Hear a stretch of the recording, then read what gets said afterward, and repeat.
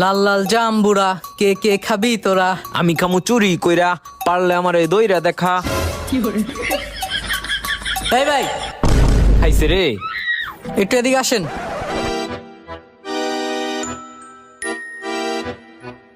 জি ভাই।